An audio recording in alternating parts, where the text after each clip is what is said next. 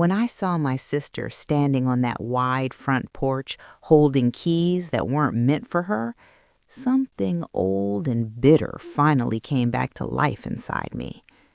I hadn't planned to stop the car. I was just driving through that part of town because my GPS took me the long way around. New construction, fresh asphalt, streets that still smelled like wet cement and cut wood.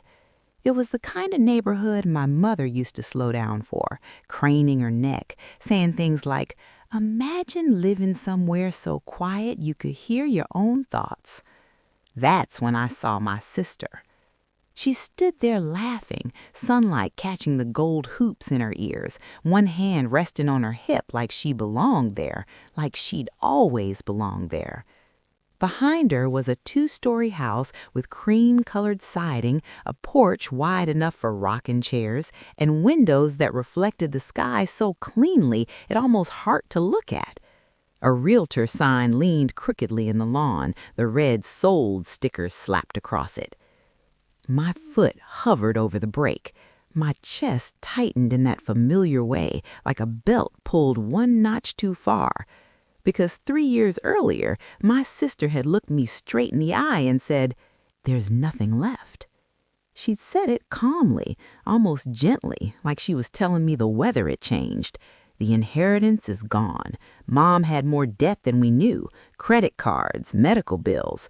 There's nothing to split. And I had believed her. I sat there in my car, engine idling, watching her unlock that front door with a confidence that didn't come from new beginnings, but from long-held secrets. The house didn't look rented. It didn't look borrowed. It looked claimed. That was the moment something shifted. Not exploded, not shattered, just settled, like dust after a door finally slammed shut. Before all of that, before death, documents, and silence, I had a sister I trusted with my whole heart. We were only 2 years apart. Growing up, people called us the twins, even though we weren't. She was the loud one. I was the steady one. She could sell a story. I could keep one. And somehow, between the two of us, we made a family work. Our mother raised us alone after Dad left, a small woman with tired eyes and hands that never seemed to rest. She worked mornings at the bakery and evenings cleaning offices downtown. Every night, no matter how late she came home, she sat at the kitchen table with us while we did homework.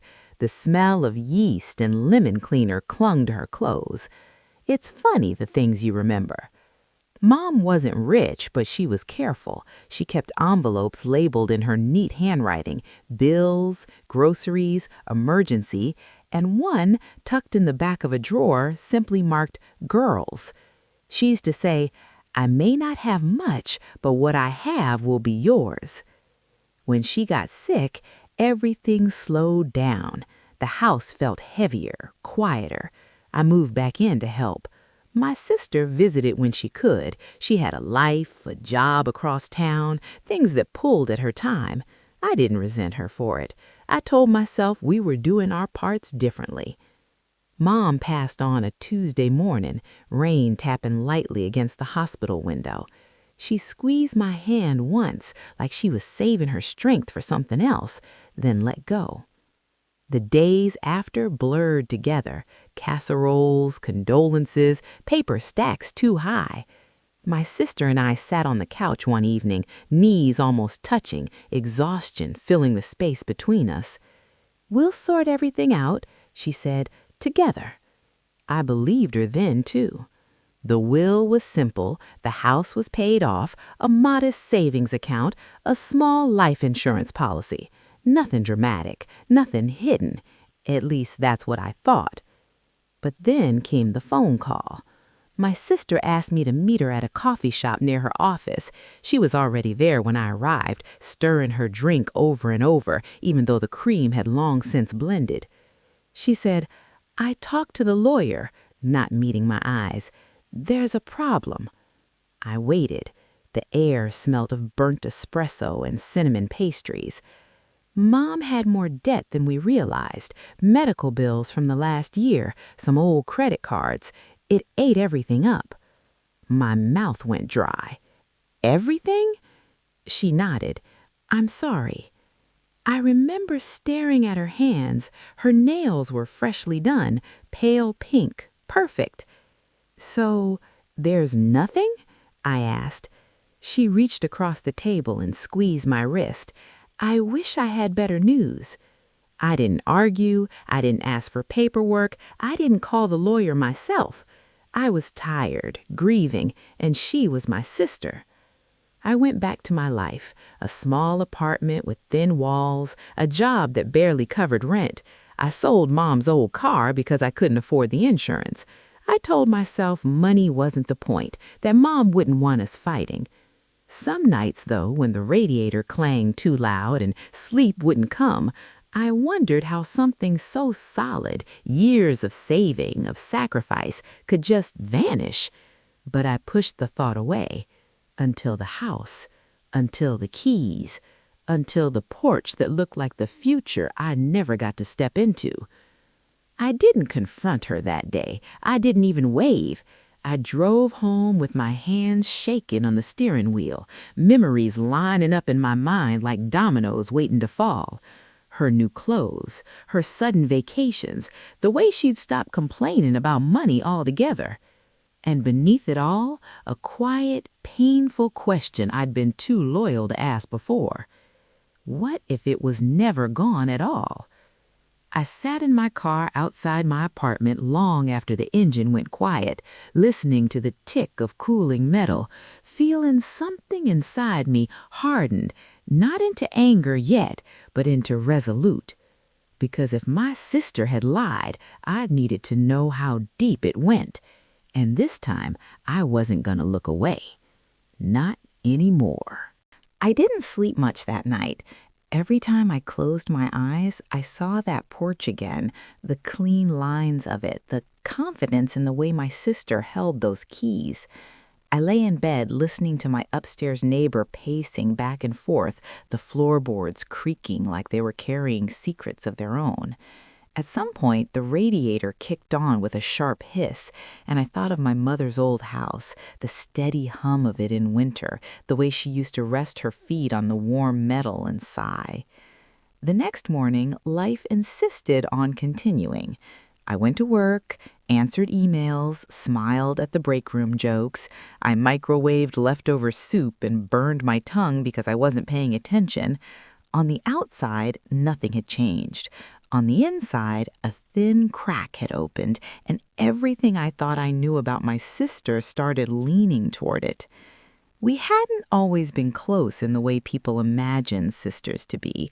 We didn't borrow each other's clothes or finish each other's sentences, but there was a trust that ran deep and quiet between us, built over years of shared history.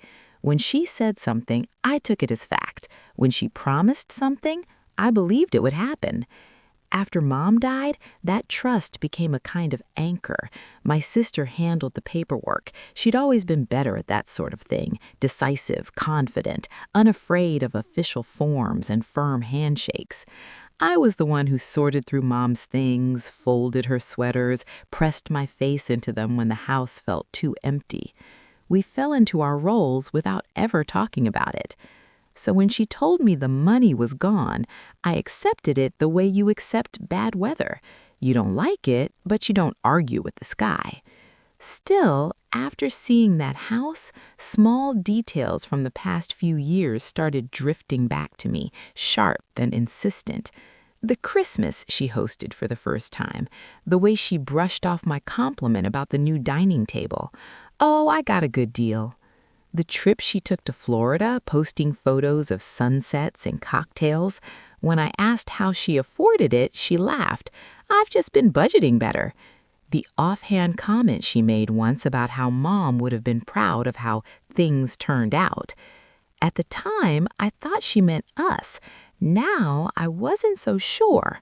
I told myself I might be wrong, that there could be explanations I didn't see, mortgages, loans, help from her husband. I clung to those possibilities because the alternative, that my own sister had looked me in the eye and lied, felt too heavy to carry all at once. So I started small. I called her that evening. "Hey," I said, keeping my voice light, "I drove past a new neighborhood today. It reminded me of Mom, actually." "Oh?" she said. I could hear the television in the background, laughter from a sitcom spilling through the phone. "Yeah, she used to love looking at houses. Made me wonder, how have you been doing lately? Everything okay?" There was a pause, just a second too long. "Fine," she said. "Why?" "No reason, just checking in." She changed the subject quickly, asked about my job, complained about traffic. The conversation ended the way it always did, with promises to get together soon that never quite turned into plans. When I hung up, my hands were cold. Over the next few weeks, I paid closer attention. I noticed how careful she was with her words when money came up, how she spoke in generalities, never specifics, how she avoided talking about Mom's estate altogether, as if it were a room she'd locked and thrown the key away. One afternoon, I stopped by the old house. It hadn't been sold, not rented, just sitting there. The lawn a little overgrown, the curtains drawn. I stood on the sidewalk and tried to picture it empty, stripped of everything Mom had worked for. It didn't make sense. A neighbor I recognized, Mrs. Alvarez, was outside watering her plants. She smiled when she saw me. "I wondered when I'd see you again," she said. "How are you holding up?" "As well as can be expected," I replied. "The house looks quiet." She nodded. "Your sister's been by a few times, had some people come through." "People?" I asked. "Real estate, I think. Papers, clipboards." My stomach tightened. When was this? Oh, maybe a year ago. Hard to say. A year ago. I thanked her and walked back to my car slowly, my mind racing. If the house was tied up in debt, why would real estate agents be involved? Why would there be paperwork? That night, I dug through the box of documents I'd kept from Mom's things: birth certificates, insurance letters, old bank statements. At the bottom, I found the name of the attorney who'd helped Mom with her will. I stared at it for a long time. Calling felt like crossing a line I wasn't sure I could come back from. It felt like accusing my sister without proof, like betraying the memory of the family we used to be. But something inside me, quiet, steady, and newly awake, insisted that the truth mattered more than comfort. I made the call the next morning. The receptionist was polite, her voice practiced. "I'm sorry, but we can't discuss estate matters without authorization. I'm her daughter and a beneficiary." There was a pause. Then, "Let me check something." She came back on the line. "We can schedule an appointment for you to review the file." The appointment was set for the following week. In the days leading up to it, my sister called twice. Casual, friendly, too friendly. I wondered if she sensed something shifting, the way animals seem before a storm. I didn't mention the lawyer, I didn't mention the house, but the distance between us felt louder than any argument. On the morning of the appointment, I wore the same sweater Mom used to compliment, soft gray, sleeves a little too long. The lawyer's office smelled like old books and lemon polish. I sat in the waiting room, heart pounding, staring at framed certificates on the wall. When the lawyer finally called my name, I stood on unsteady legs. I didn't know it yet, but the life I'd been living, the one built on my sister's word, was about to crack wide open. The lawyer's office was smaller than I expected. I don't know why I'd imagined something grand: dark wood, towering shelves, a man with a booming voice and dramatic pauses. Instead, the room I was led into was plain and tidy, with a desk that showed its age and a single window overlooking the parking lot. The hum of traffic outside blended with the soft whir of an old ceiling fan. The lawyer himself was older, his hair more silver than gray, glasses perched low on his nose. He greeted me with a nod that felt both kind and careful. "I'm sorry for your loss," he said, gesturing for me to sit. "Your mother was a good woman." That alone made my throat tighten. He pulled a file from a drawer, thick, worn, its edges softened by time and handling. My name was typed neatly on the tab. So was my sister's. I want to be clear, he continued, folding his hands. Everything I show you today is part of the public record and the estate file. There's nothing here that isn't meant to be seen. I nodded, though my pulse thudded in my ears. He opened the folder slowly, methodically, like he understood the weight of paper in moments like this. Your mother's estate was settled just over 3 years ago, he said.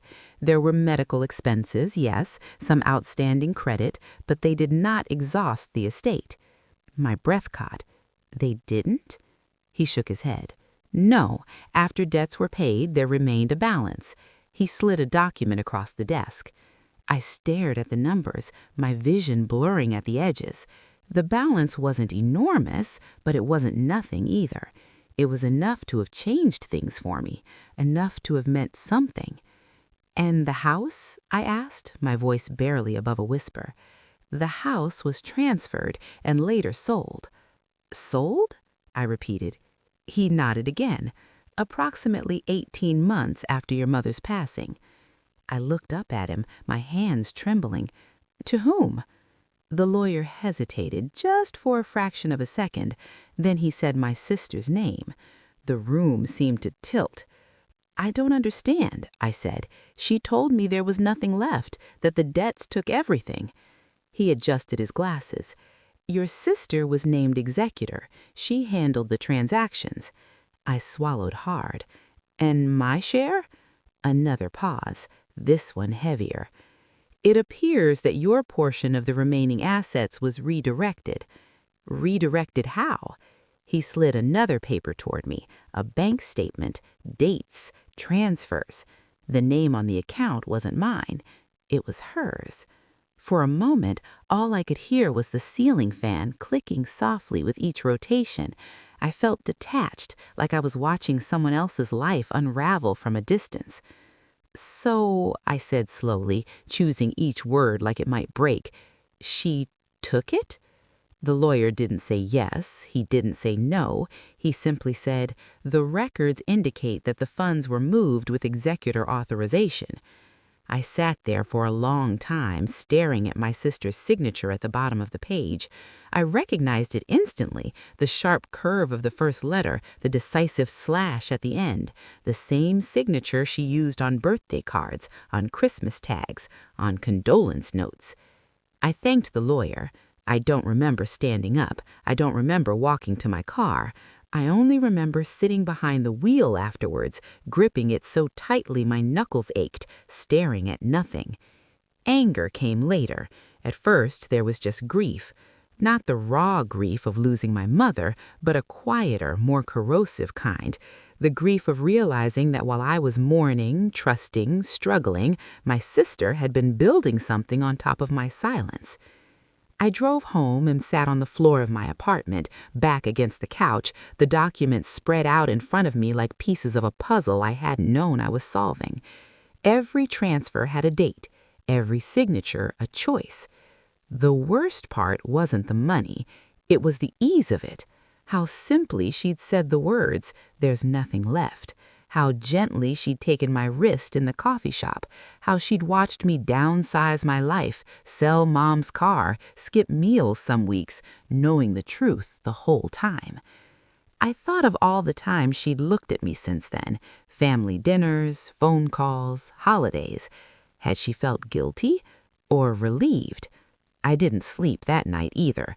I kept replaying moments, searching for cracks where the truth might have slipped out if I'd been braver, less tired, less trusting. By morning, the grief had hardened into something else. Clarity. I called in sick to work and made a list. First, confirm everything. Second, decide what I wanted.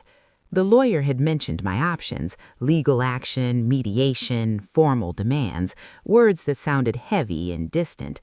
I wasn't ready for courts and letters yet, not until I understood why. So I did what I'd always done when life got confusing.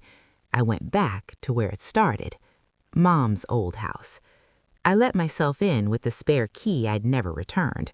Dust motes floated in the air, catching the light like tiny witnesses.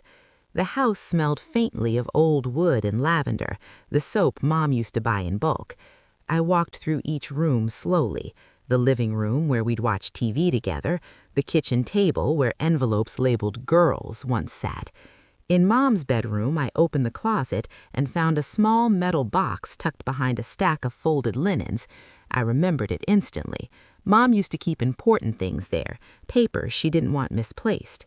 Inside were copies of documents I hadn't seen before, statements, notes, a handwritten letter addressed to both of us. My hands shook as I unfolded it.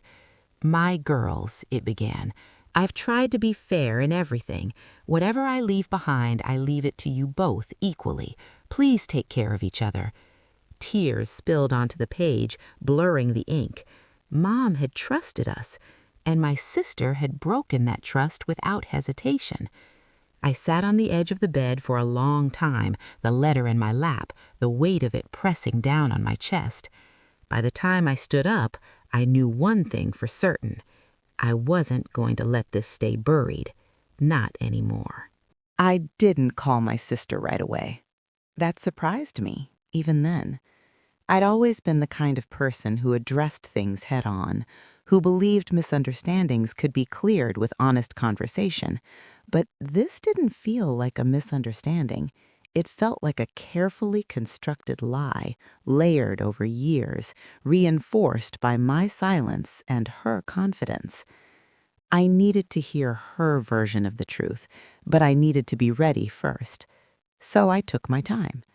I organized the documents into a folder, placing them in order by date. I read Mom's letter again and again, committing every word to memory.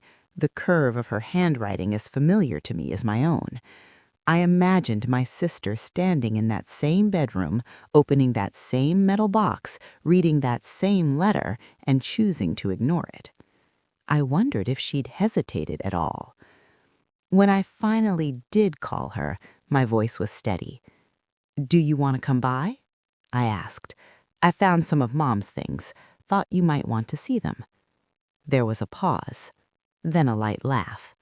"Sure, I've been meaning to come over anyway." She arrived that evening, wearing a coat I didn't recognize and boots that still looked new. She kissed my cheek, stepped inside, glanced around my apartment. "You should really think about moving," she said casually. "This place feels cramped." I said nothing. We sat at the small kitchen table. I poured tea. The kettle clicked off, steam rising between us. For a moment, it almost felt normal. "I went to see the lawyer," I said, setting my cup down carefully. Her hand froze mid-reach. "You did?" she asked, too quickly. "Yes." She smiled, but it didn't reach her eyes. "Why would you do that?" I took a breath. "Because I drove past your house." Silence stretched between us, the hum of the refrigerator, a car passing outside. "My house?" she repeated. "The one you bought, with Mom's money." Her smile vanished. For a long moment, she didn't speak. Then she leaned back in her chair, crossed her arms. "You're misunderstanding. That house has nothing to do with you." I slid the folder across the table. "It has everything to do with me." She flipped through the pages, her movements quick, almost annoyed. When she reached the bank statements, her jaw tightened. "So you went behind my back. You couldn't just trust me?" A bitter laugh escaped my throat. "Trust you? I trusted you when you told me there was nothing left. I trusted you when I sold Mom's car, when I skipped meals, when I told myself money didn't matter because family did." Her eyes flashed. "You're being dramatic." I reached into the folder and pulled out Mom's letter, placing it between us. "Did you read this?" I asked. She looked at it, then away. "I did what I had to do," she said finally. "You wouldn't understand." "Then help me," I said quietly. "Make me understand." She exhaled sharply, as if the words themselves weighed on her. "You've always been the responsible one, the one who gets by. I was drowning." I waited. After Mom died, everything fell apart. My marriage was barely holding together. Debt I never told you about, credit cards, loans. I saw an opportunity and I took it. An opportunity. The word landed hard. You took my share. I took what I needed, and I planned to pay you back, eventually. 3 years later? She didn't answer. I stood up, my legs trembling. You watched me struggle. She knew you'd survive. You always do. Something in my chest cracked open then, not with anger, but with understanding of a colder kind. To her, my strength had been a resource. I gathered the papers and slipped them back into the folder. I'm not here to scream at you. I'm here to tell you that this ends now. She scoffed. And what are you going to do? I'm giving you a chance. You can return my share. We can handle this privately. And if you don't? I met her eyes. Then I'll let the truth handle it. She stood abruptly, chair scraping against the floor. You'd destroy your own sister over money. I shook my head. You already destroyed something. I'm just deciding whether to pretend it didn't happen. She grabbed her coat and headed for the door. At the threshold, she paused. Mom would be ashamed of you.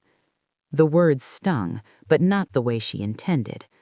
I thought of Mom's letter, of her careful envelopes, of her belief in fairness. I don't think so. The door closed behind her with a soft, final click. In the days that followed, the silence was deafening. No calls, no messages. I consulted the lawyer again, this time with purpose. He explained the process clearly, without judgment, what it would mean, how long it might take, what I could reasonably expect. I filed the paperwork. It wasn't revenge. It wasn't spite. It was reclamation. When the notice was delivered to my sister, she finally called me, her voice sharp, wounded. You really went through with it. Yes. You're humiliating me. I thought of all the times she'd let me believe I had nothing. I'm telling the truth. What it does to you is out of my hands. The process took months. There were meetings, letters, mediation sessions where we sat across from each other, surrounded by strangers, our shared history reduced to bullet points and signatures. She avoided my eyes. In the end, the decision was clear. The funds had to be returned. The house, purchased with money that wasn't fully hers, had to be accounted for. The truth, once uncovered, refused to be put back away. And as painful as it felt, as final as it felt, something unexpected happened. I felt lighter, like I'd finally set something down I'd been carrying without realizing it. The paperwork moved faster than my emotions ever could. One week, I was still waking up with that hollow ache in my chest, reaching for my phone out of habit, half expecting my sister's name to appear with some apology she never quite knew how to give. The next, I was sitting in another beige office, listening to a mediator explain numbers and timelines as if they were weather forecasts, neutral, unavoidable, impersonal. My sister barely spoke during those meetings. She sat stiffly in her chair, arms folded tight across her chest, eyes fixed somewhere just past my shoulder. When she did talk, it was clipped and defensive, each sentence carefully measured. She never once looked at me the way she used to, like I was her younger sister, her witness, her ally. Now I was something else, a problem, an inconvenience, a mirror she didn't want to face.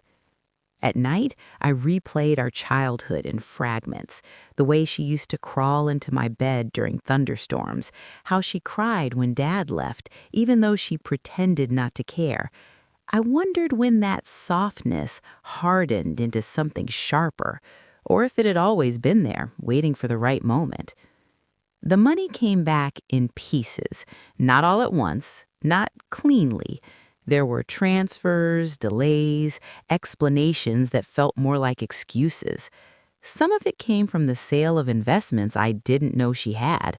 Some of it I suspected came from the house itself, refinanced, restructured, reshaped to fit the truth she could no longer escape. When the final amount landed in my account, I stared at the screen for a long time. It wasn't life-changing money, not in the way people imagine. It didn't suddenly make everything easy or erase the years I'd spent struggling, but it was mine, and that mattered. I used part of it to pay off debts I'd carried quietly, stubbornly, like penance for trusting too easily. I fixed my car. I replaced the mattress that had sagged in the middle for years. I opened a small savings account and labeled it something simple: peace. The rest I let sit, not because I didn't need it, but because I wanted to feel it there, solid, real, untouchable. My sister didn't speak to me after the case closed. No calls, no messages, not even anger anymore. Just absence. At first, that silence hurt more than I expected. It felt like losing her all over again, but this time without the excuse of death. This time, it was a choice. Family gatherings became complicated. An aunt would pull me aside and whisper, "I heard there was trouble." A cousin would look between us if we happened to be in the same room, unsure where to land. My sister stopped coming altogether after the second holiday she spent glaring at her plate, barely touching her food. People like neat stories, clear villains, clean resolutions. Real life rarely offers those. Some days I wondered if I'd done the right thing, if I should have swallowed the betrayal and let the money go, if keeping the peace was worth more than reclaiming what was taken. Those doubts usually crept in late at night, when the world was quiet and my thoughts grew louder. But then I'd remember standing in Mom's bedroom, holding that letter, remember the weight of knowing my sister had read it too and chosen herself anyway. And the doubt would fade. I didn't cut my sister out of my life with a dramatic declaration. There was no final showdown, no door slammed in anger. We simply stopped reaching. Months passed. Spring turned into summer. I found myself lingering longer in grocery store aisles, choosing better fruit, spending a little extra on things that made my days softer. I started taking walks in the evening, letting the air cool my skin, noticing details I'd rushed past before. One afternoon, while cleaning out an old drawer, I found a photo of my sister and me as teenagers. We were standing in the driveway of Mom's house, arms slung around each other, laughing at something only we understood. I sat on the floor with that photo in my hands and cried. Not because I wanted things to go back to how they were, but because I finally accepted that they never could. Grief isn't just about losing people. Sometimes it's about losing who you thought they were. A year after the case closed, I drove back through that neighborhood again. The house was still there, same cream siding, same wide porch, but it looked different to me now, not like a symbol of what was stolen, but like a chapter that had already ended. I didn't stop the car this time. I kept driving. Later that week, I visited Mom's grave. I brought fresh flowers, yellow ones, her favorite. I sat on the grass and told her everything, the good, the bad, the parts I still didn't fully understand. "I tried to do right by myself," I said softly. "I hope that's enough." The wind moved through the trees above me, leaves whispering together. For the first time in a long while, my chest didn't feel tight. I stood up feeling steadier than I had in years. Not triumphant, just whole. The truth has a way of traveling, even when you don't give it directions. I never announced what happened between my sister and me. I didn't post about it. I didn't pull people aside and explain. I answered questions when they were asked, briefly and without decoration, and then I let the subject rest where it fell. But families are ecosystems. When something shifts, everyone feels the change in the air. By the second holiday season after the case closed, people had stopped pretending nothing was wrong. At Thanksgiving, my aunt, Mom's younger sister, sat beside me at the table and passed the potatoes without meeting my eyes. My sister's chair was empty again. Someone made a comment about her being busy, but no one asked with real curiosity. The silence around her absence had grown thick and practiced. Later that evening, while I was rinsing dishes at the sink, my cousin leaned against the counter and said quietly, "You know, a lot of things make sense now."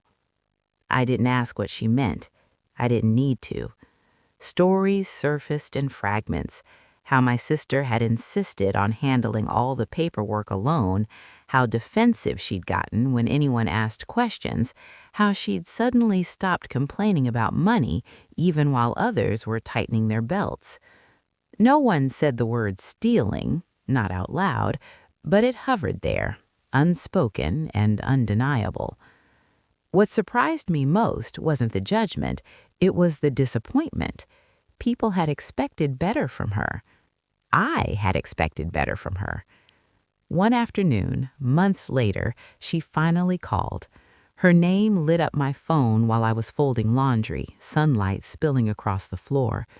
For a moment, I considered letting it go to voicemail. Habit nearly won. But something steadier took over. I answered. "Hi," she said. Her voice sounded smaller than I remembered, tired. "Hi." There was a pause. Then, "I'm selling the house." I didn't respond right away.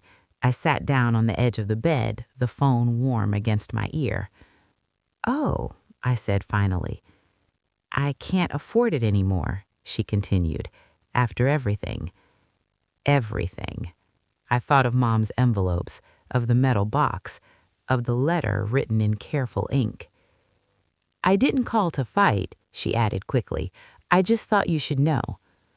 "Thank you for telling me," I said, and I meant it, not as a forgiveness, but as an acknowledgement. Another pause. "I didn't think it would turn out like this," she said, almost to herself. I closed my eyes. Neither did I. She sighed. "I miss you." The words landed gently, without demand. "I miss who we were," I replied. She didn't argue with that. When the call ended, I sat there for a long time, staring at the folded shirts in my lap. I didn't feel relieved. I didn't feel victorious.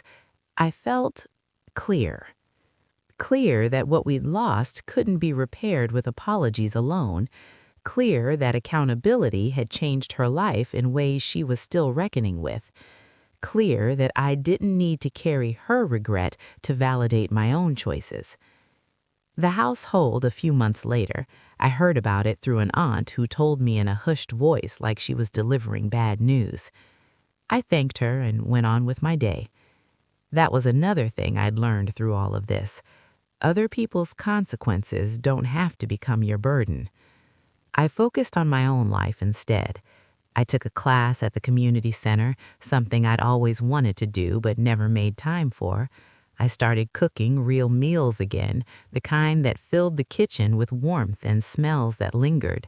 I bought a small plant for my windowsill and learned how to keep it alive. Slow, ordinary victories. One evening, while sorting through old photos, I found one of Mom standing in the kitchen, flour on her hands, laughing at the camera. I framed it and placed it on my bookshelf where I'd see it every day. Not as a reminder of what was lost, but of what was given. Because despite everything, Mom had given me more than money. She'd given me values, boundaries, the quiet courage to stand up even when it hurt. A year later, my sister and I crossed paths at a funeral, an extended relative neither of us had been close to. We stood near each other, exchanged polite nods, no tension, no warmth either, just distance shaped by truth. As I left, she touched my arm lightly. "I hope you're doing well," she said. "I am," I answered, and I meant it. Not because everything had worked out perfectly, not because the past had been rewritten, but because I'd stopped lying to myself about what I deserved. On my drive home, I thought about how easy it would have been to stay silent, to let things slide, to convince myself that keeping the peace was worth the cost. But peace built on silence isn't peace at all. It's erosion.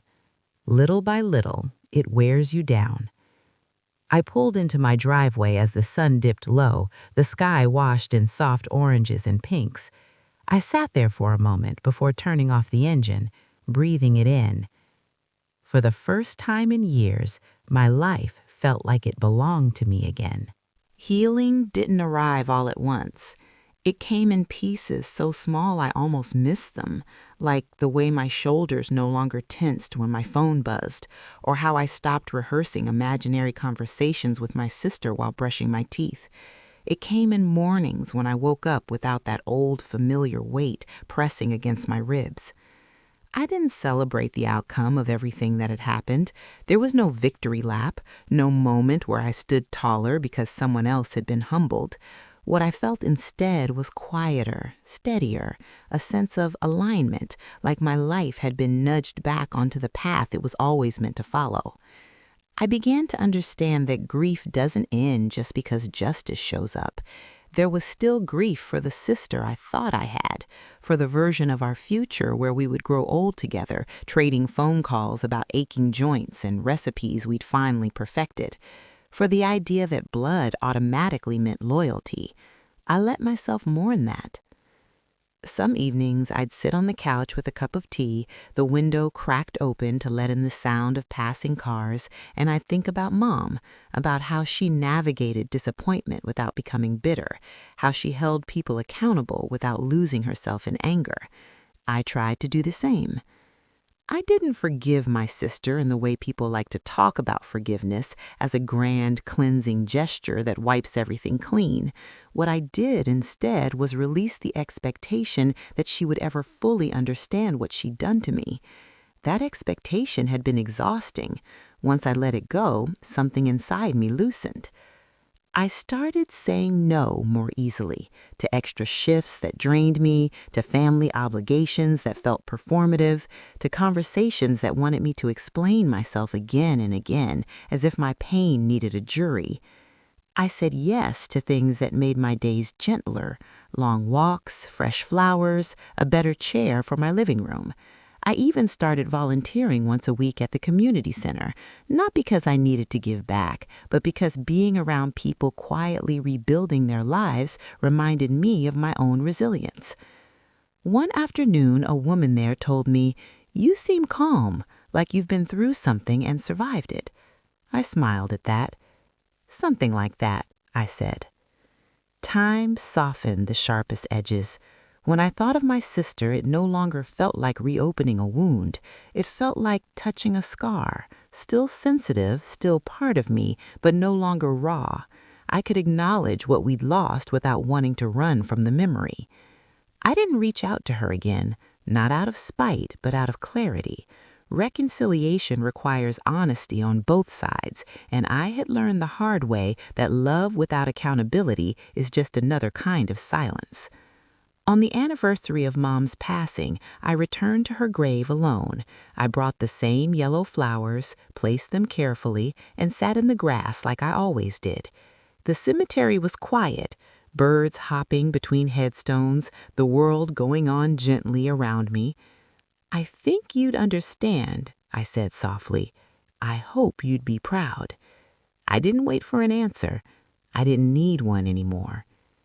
As I stood to leave, I realized something that surprised me. I no longer felt defined by what my sister had taken or what she'd done. That chapter mattered, but it wasn't the whole story. I was more than the betrayal, more than the fight, more than the money that had once stood in for trust. I was someone who had chosen truth over comfort, dignity over denial, self-respect over silence. And that choice had changed the way I moved through the world. Back at home, I opened the small savings account I labeled Peace and transferred a little money into another one. I named this one Future. Not because I had grand plans, but because I finally believed I deserved to imagine one without bracing for loss. I framed Mom's letter and hung it beside her photo, not as a reminder of what went wrong, but as a compass for how I wanted to live.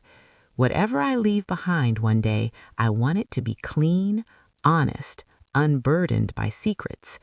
Because families don't fall apart because of money, they fall apart because of choices.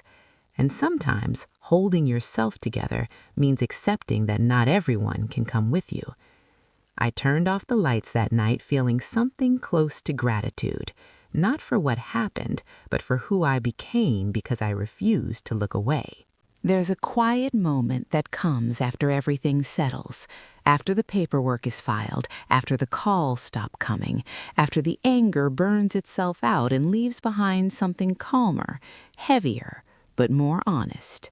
That's the moment I'm living in now.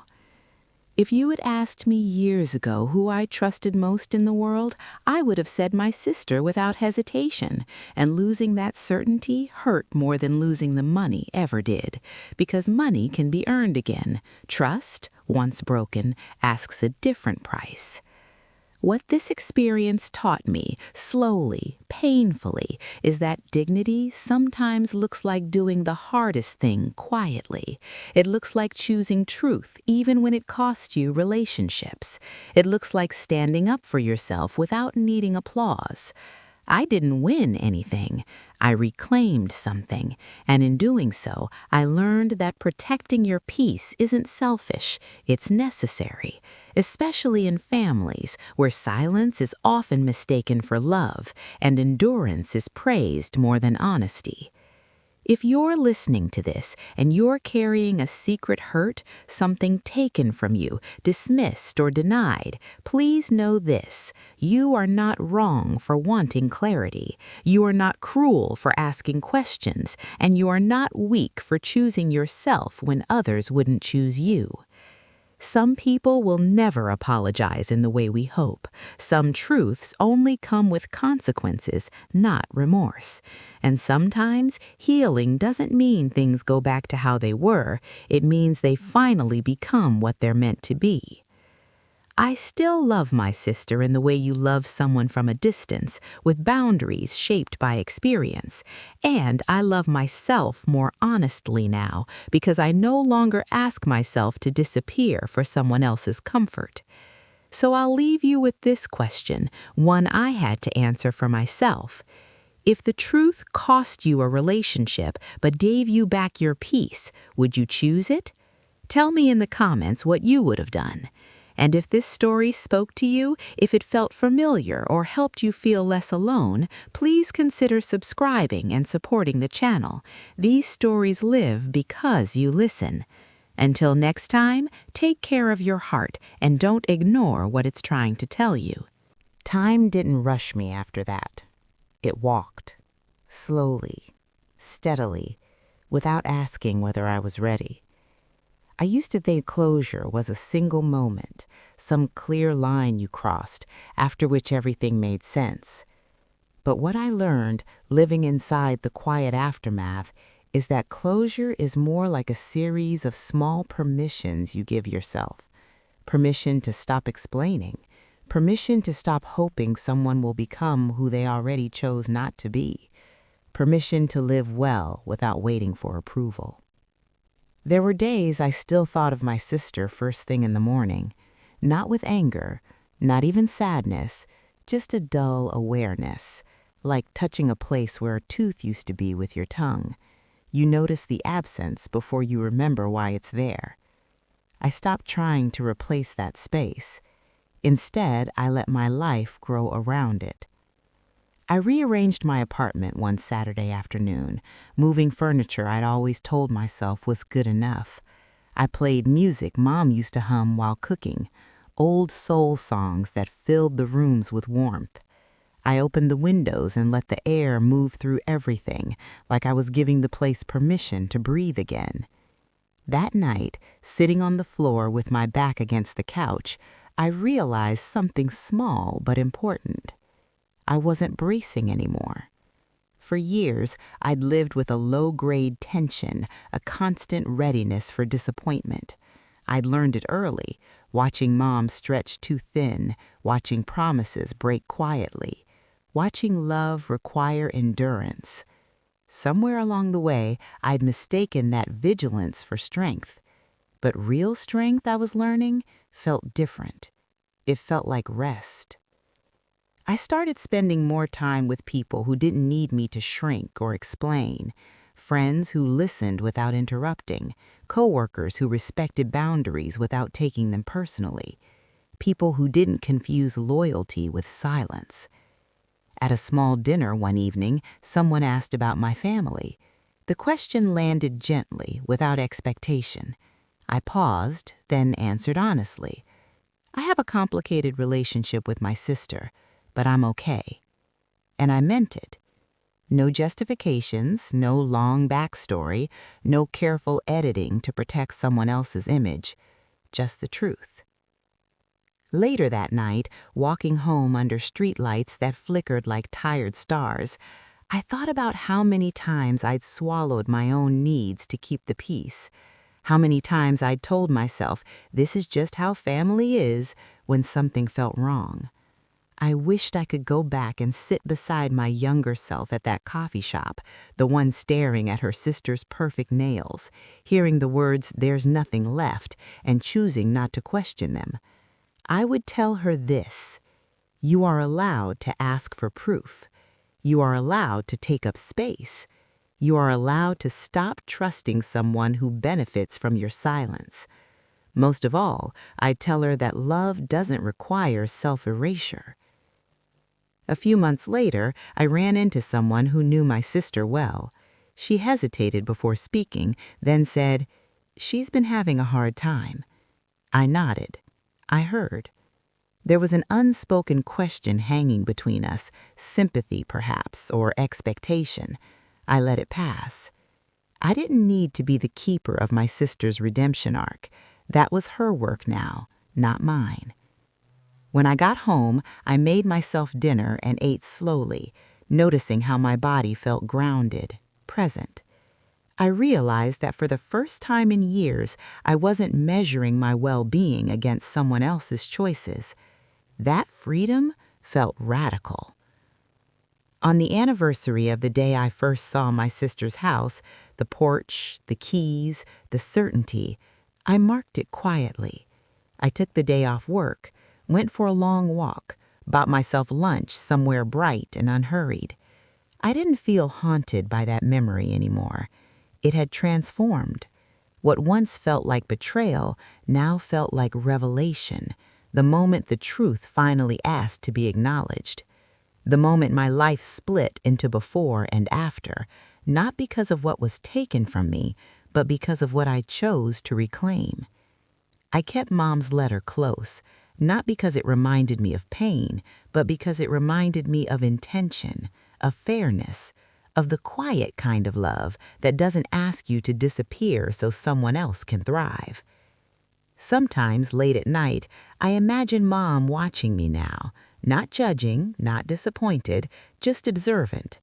I imagine her nodding slightly, the way she used to when she saw us make a hard but honest choice. That image comforts me more than forgiveness ever could. If there's one thing I know now, it's this: betrayal doesn't always come with shouting or cruelty.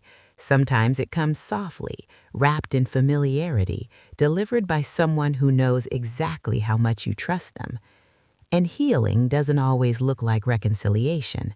Sometimes it looks like clarity. Sometimes it looks like distance. Sometimes it looks like choosing yourself without asking permission. I don't tell this story to paint myself as brave or blameless. I tell it because stories like this happen quietly, behind closed doors, in families that look normal from the outside. And too often, the person who keeps the peace pays the highest price. You don't have to. You're allowed to want fairness. You're allowed to name betrayal. You're allowed to build a life that doesn't require constant self-sacrifice. I did. And every day I wake up in a life that feels honest, I know, even with all that was lost, it was worth it. There's something people don't tell you about betrayal when it comes from family. They talk about anger. They talk about grief. They talk about forgiveness like it's a destination you're supposed to reach if you're doing healing right. But what they don't talk about is the quiet rewiring that happens inside you afterward. How trust changes shape. How love becomes more careful. How you start listening not just to what people say, but to what your body feels when they say it. I didn't become harder after what my sister did. I became clearer. Clearer about my limits, clearer about my worth, clearer about the difference between loyalty and self-betrayal. For a long time, I thought being the good one in the family meant absorbing discomfort so others didn't have to feel it. I thought my role was to smooth things over, to understand, to let things go before they fully landed. That role was rewarded with smiles, with praise, with a kind of conditional love that only existed as long as I stayed small and agreeable. When I stepped out of that role, when I asked questions, when I demanded accountability, it felt like I'd broken an unspoken rule. But what I'd actually broken was a cycle. And cycles don't like being broken quietly. They resist. They rewrite history. They paint the truth teller as the problem. I lived inside that discomfort for a while. The sideways looks, the carefully neutral conversations, the way some people avoided mentioning my sister altogether, as if silence could stitch the family back together. But here's the thing silence never does. It never heals. It just preserves whatever was already broken. As time went on, I noticed something surprising. The people who mattered most didn't ask me to pretend.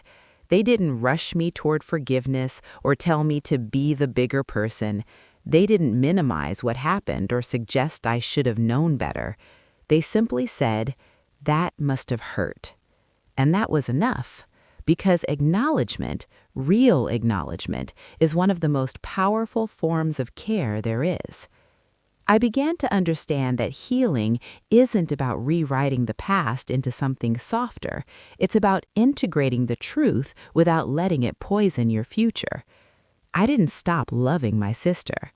I stopped centering her, and that distinction changed everything.